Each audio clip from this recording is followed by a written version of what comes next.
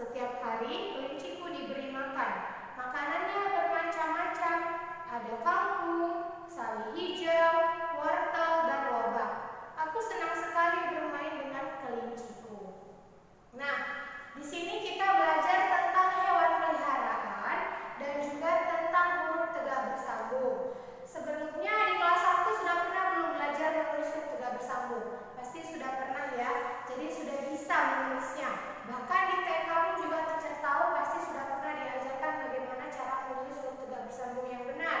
Nah, di halaman 12 itu kita diajak untuk membuat cerita tentang hewan peliharaan kita sendiri.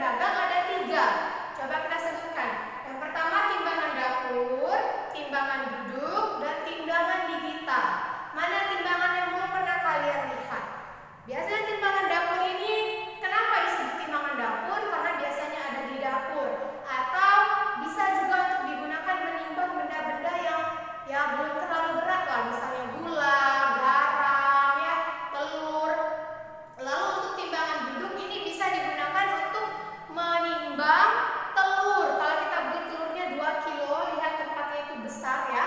Nah, kalau di timbangan dapur ini tidak muat, mungkin harus 2 kali menimbangnya. Lalu timbangan digital biasanya ada di supermarket. Kalau kita belanja ke supermarket, biasanya timbangannya seperti ini.